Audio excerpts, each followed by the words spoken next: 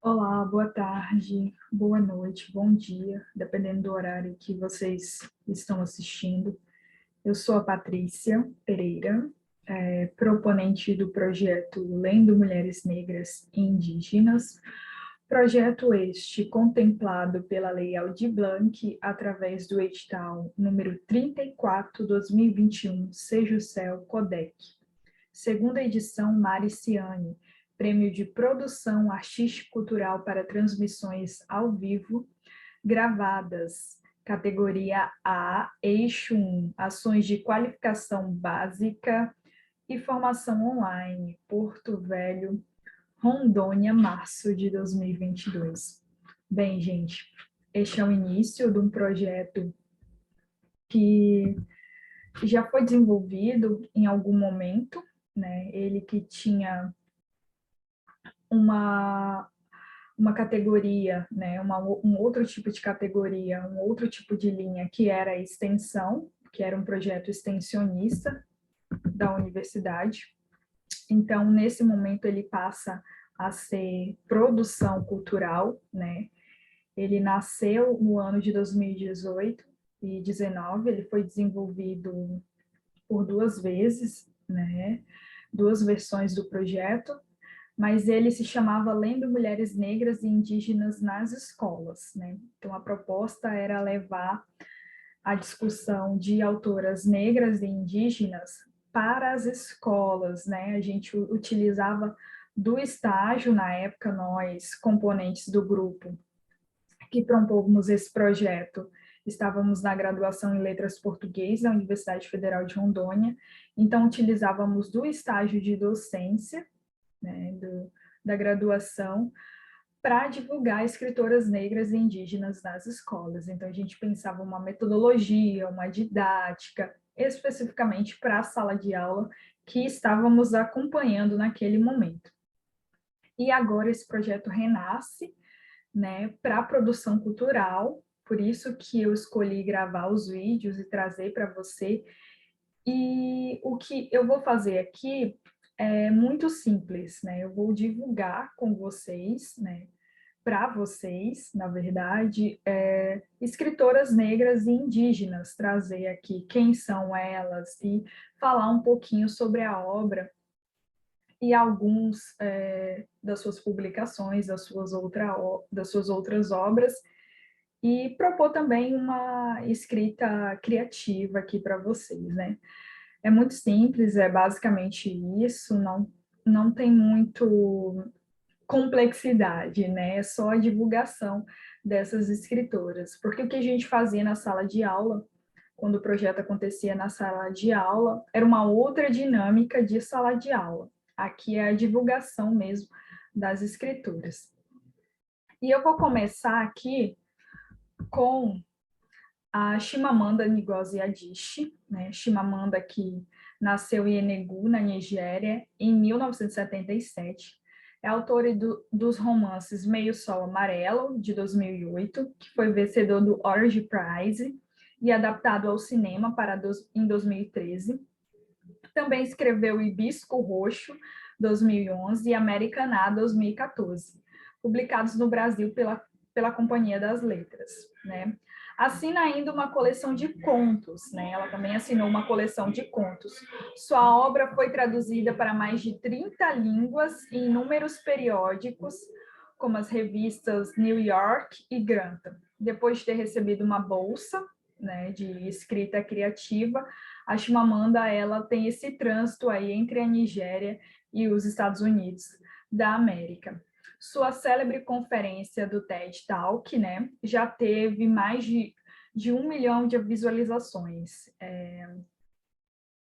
Ela foi eleita um dos 10, dos 10 melhores livros eleitos foi o Americaná, né, que foi recebido pela crítica muito bem, né? E aí teve seus direitos comprados pela Lupita Nyong'o, que foi vencedora do Oscar, e vai produzir aí um filme, uma série sobre o livro Americaná.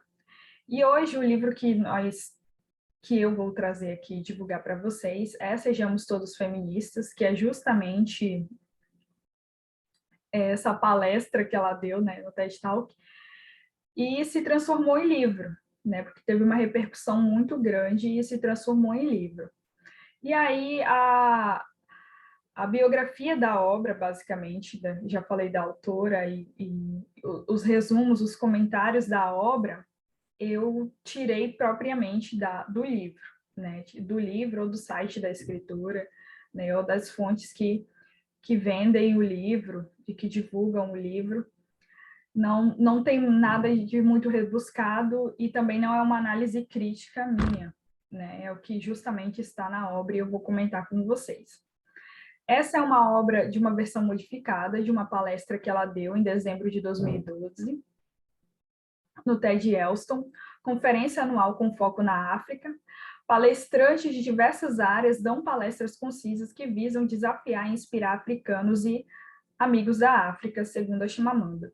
Ela já tinha participado de uma conferência, né, comentando sobre o perigo da história única, o perigo da história só, e falando sobre esses estereótipos que limitam e formatam o nosso pensamento, especialmente quando se trata de África. Ela também disse que tem a impressão de que a palavra feminista, né, como a própria ideia de feminismo, é um pouco limitada a esses estereótipos. Então, ela decide falar sobre feminismo, porque é uma questão que a toca especificamente, e ela suspeita que o assunto não seja muito popular, mas que quando ela começa a falar, né, esse diálogo se torna necessário. E quando ela sobe no palco naquele momento, naquela noite, é como se ela estivesse na presença dos familiares dela, né? Ela sente uma audiência gentil e atenciosa, mas que poderia ser resistente ao assunto, né? Mas no fim ela tem esperanças porque ela é aclamada de pé e isso dá esperanças para ela continuar aí o propósito dela de levar o que é, né? De chamar, né? De fazer esse chamamento para que todos sejam feministas. Essa é a Chimamanda, eu escolhi essa foto. E aqui a gente tem algumas obras principais dela, né? Americaná, Meio Sol Amarelo e Hibisco Roxo. Eu vou ler um trechinho da obra Sejamos Todos Feministas, vou abrir aqui e vou ler um trechinho para vocês. E criamos as meninas de uma maneira bastante perniciosa, porque ensinamos a cuidar do ego frágil do sexo masculino. Ensinamos as meninas a se encolher, a se diminuir e dizer-lhes: você pode ter ambição, mas não muita. Deve almejar o sucesso, mas não muito. Senão você ameaça o homem.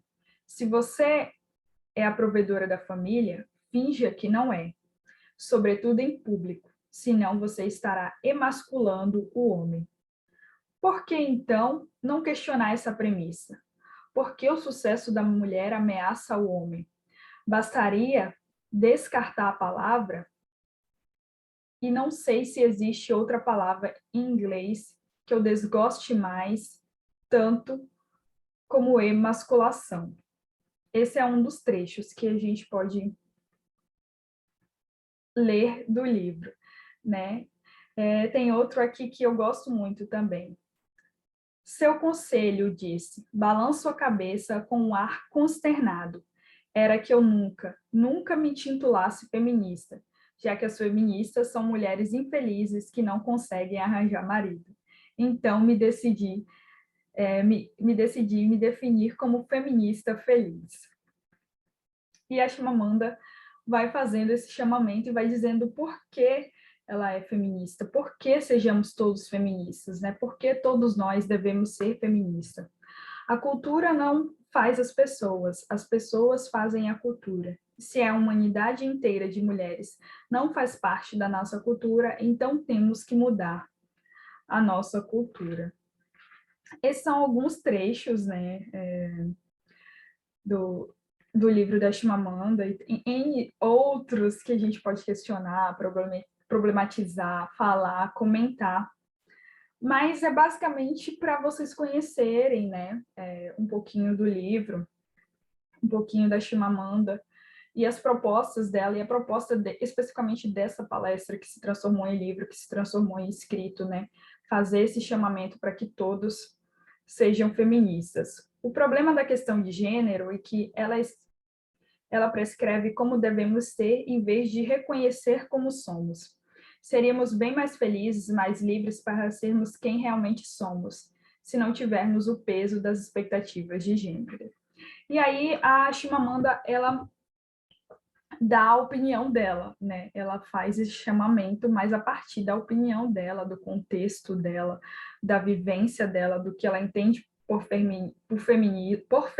feminismo, né? Então, ela faz esse chamamento mesmo, né? Sejamos todos feministas, né? E isso que é o interessante do livro. Quando a palestra se torna livro, né? A gente pode divulgar mais, circular mais esse livro, né? Esse escrito da Chimamanda.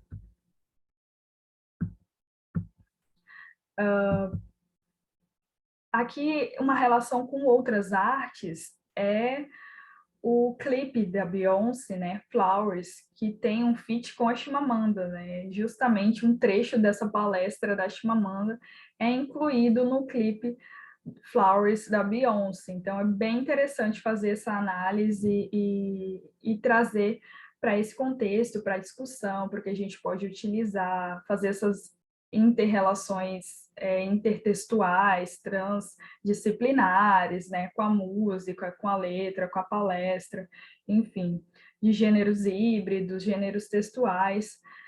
Mas aqui é para que vocês possam conhecer quem é essa escritora e seus escritos. E aí uma proposta de escrita é: que manifesto podemos escrever? Né? Vamos pensar assim, que manifesto nós podemos escrever a partir da ideia de manifesto da Chimamanda, né? Sejamos todos feministas. Que manifesto nós podemos escrever? Outra escritora que a gente traz aqui para divulgar para vocês é a Eliane Potiguara. Ela é escritora, poeta, ativista, professora, empreendedora social de origem étnica potiguara, dos seus avós migrantes nordestinos. É formada em Letras e Educação pela UFRJ e Extensão e Educação e Meio Ambiente pela UFOP. É contadora de histórias, nasceu em 29 de 9 de 1950, na cidade do Rio de Janeiro. Recebeu o título de Cavaleiro da Ordem do Mérito Cultural do Brasil pelo Ministério da Cultura, entregue em mãos pela Presidência da República. Ela participa de organizações internacionais e é fundadora do GRUMIN, que é o Grupo de Mulher e Educação Indígena. Enfim, faz parte do ciclo de escritores da França, participou da elaboração da Declaração do Direito Universal dos Povos Indígenas por 6 anos em Genebra, possui 7 livros publicados, teve seus textos publicados em diversos sites, antologias, e-books, nacional e internacional, premiada no Ben Club da Inglaterra e no Fundo Livre de Expressão. A obra da Eliane Potiguara, O Pássaro Encantado, ele versa sobre os avós, que são figuras muito importantes para os povos indígenas, e que o livro traz alguns costumes, memórias e ensinamentos, né, para a vida. A Eliane, ela nos conta sobre essa relação com a figura poderosa e mágica que é a avó, que traz histórias vivas dentro de si. E a Aline Abreu, que é a ilustradora, né, ela carrega para esse tempo a magia, né, toda a densidade da escrita, da oralidade também da Eliane, a Aline Abreu consegue traduzir na ilustração. Essa é a Eliane Potiguara, né, como vocês podem conhecer, alguns já conhecem, ela é bastante comentada, né, no eixo acadêmico, bastante estudada. E a Eliane, o interessante é que a Eliane foi o que me deu start para que eu pudesse criar esse projeto Lendo Mulheres Negras e Indígenas, porque a princípio seria só mulheres negras. E quando eu conheci um texto da Eliane, eu falei assim, não, eu preciso que o projeto ele tenha uma outra abrangência, que possa abranger mulheres negras e indígenas, porque eu mesma até então, naquela época, não tinha lido escritoras indígenas, até conhecer um texto da Eliane Potiguara. E aí ela tem alguns livros publicados, né? São 7, na verdade. E aí eu trouxe 3 deles, que é Metade Cara, Metade Máscara, A Cura da Terra e O Corpo que Guardava a Noite. E eu vou ler para vocês Pássaro Encantado. Eu vou ler um trechinho para não ficar tão longo o vídeo. No meio da mata, as crianças brincavam bem perto da casa onde moravam. Adoravam jogar bola e peteca. E riam, riam, riam. As mães e algumas meninas, abaixadas no chão, preparavam um peixe moqueado e o beiju com farinha de mandioca. Os pássaros cantavam. Era uma alegria só. O sol brilhava, as nuvens viajavam. Crianças, está na hora de comer, chamou uma das mães. As crianças correram para ver quem chegava primeiro e riam. Como riam as crianças! De repente, no silêncio da noite e da natureza, surgia o som de um pássaro que cantava muito alto e anunciava o florescer de algo novo. Fiu, fiu, fiu! Um momento mágico e bom para a comunidade. Sentia-se no ar aquele frescor. Mas as crianças levaram um susto com aquele canto. Imediatamente, no meio da mata, a avó apareceu e disse: Não se assustem, crianças, é o pássaro que vem de longe. E contou. Num tempo muito antigo, todas as crianças da aldeia estavam muito quietas e sérias. Elas não só brincavam com seus brinquedos, não corriam como antes e nem pulavam nos rios. Nem um sorriso elas davam. E criança parada é sinal de algo que não vai bem. Elas estavam assim porque o grande avô tinha morrido. Todos sentiam muita falta dele, que era o pajé da comunidade, aquele que curava e conversava com todos. Era normal que as pessoas ficassem dias e meses meditando sobre a morte dos parentes. Era um momento de reflexão sobre a passagem da pessoa pela vida, o que ela construiu, como contribuiu para o bem-estar da família, como amou seus filhos, netos e bisnetos, mas as crianças não entendiam as coisas dessa maneira, só viam a tristeza. E aqui as ilustrações da Aline Abreu, a gente pode ver a avó e as crianças. E a narrativa continua. Aí, certo dia, a grande-avó, muito triste, foi para a mata. Lá havia os animais, frutas, árvores gigantes, rios. Também havia os seres encantados, espíritos da floresta, das pedras, das águas, das cachoeiras e o espírito dos rios. As avós, mães e meninas, de vez em quando iam lá para recolher alimentos para a comunidade. Mas dessa vez a grande avó foi sozinha. Bem no meio da mata, encontrou uma pedra e ali se sentou muito concentrada e pensou. E pensou, pensou. Enquanto isso, na aldeia, as crianças caladas observavam as famílias, mas sempre tinham um tom interrogativo. Elas queriam saber por que as pessoas adultas choravam e ficavam tristes quando alguém morria. E porque às vezes o grande silêncio tomava as pessoas. Elas queriam alegria de volta. E aí a história continua. Para vocês saberem um pouquinho mais, vocês vão ter que procurar o livro, né, e adquirir, enfim, mas é basicamente isso, narra esse processo de resgate, de ancestralidade mesmo. Outra escritora é a Riane Leão. Ah, tá, desculpa. Uma proposta de escrita para vocês antes de falar da Riane Leão. É o que você escreveria a partir das contações de sua avó, né?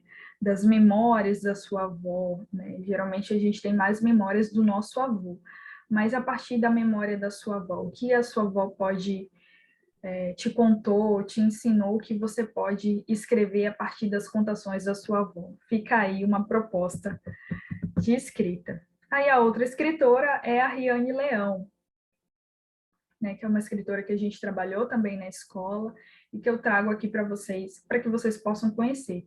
A Riane Leão, ela é bastante conhecida, na verdade, nas redes sociais, no Instagram, ela compartilha muitos escritos dela, mas para quem não conhece ou não conheceu e está conhecendo agora e quer consumir a Riane Leão, essa é uma oportunidade. A Riane Leão é uma mulher preta, poeta e professora cuiabana que vive em São Paulo. Publica seus escritos em Lambi Lambi na internet, com um projeto Onde Jazz Meu Coração. Além disso, escreve em blogs autorais há mais de 10 anos e recita seus poemas em saraus de Islã pela cidade.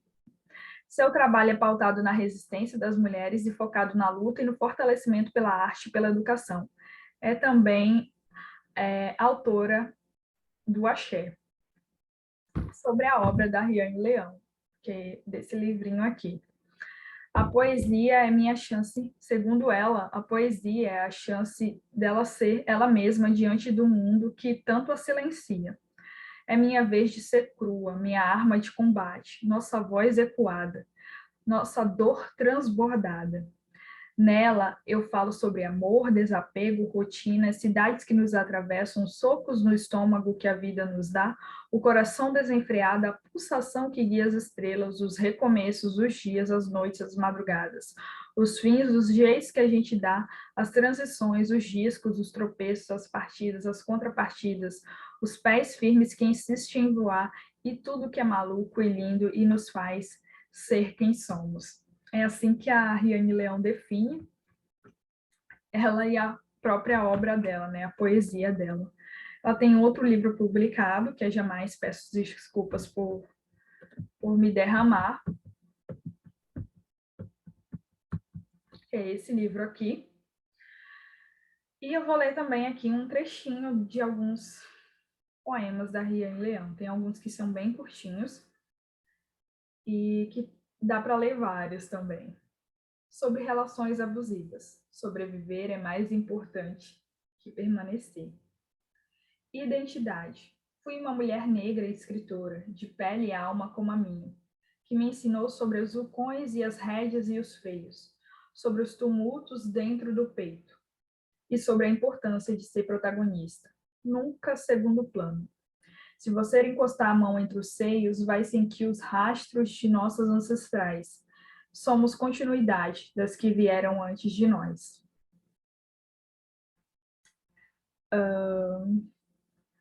Para que você lembre sempre de mim, diz a dedicatória do livro jogado no canto de um sebo no centro da cidade. Meu recado às mulheres: contem suas histórias, descubram o poder de milhões de vozes que foram caladas por séculos. Bem, tem vários poemas que daria para ler aqui. Você me matou, mas não conseguiu arrancar do peito a minha vontade louca de renascer. Essa é a Riane, né? A Riane Leão. Estão conhecendo, se não conhecem, procure a Riane nas redes sociais, no Instagram, no Facebook. Ela é uma pessoa super acessível, nos responde. Ela é uma grande escritora, um grande nome da poesia, e vale a pena lê-la.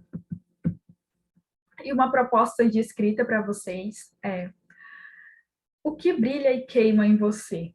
Você é luta e amor ou luta ou amor? Eu acho que a gente é sempre luta e amor, mas o que brilha e queima em você para que você possa escrever partindo dessa ideia do texto da Riane, né? O que brilha e queima dentro de você para que você possa reverberar, escrever, tornar livro?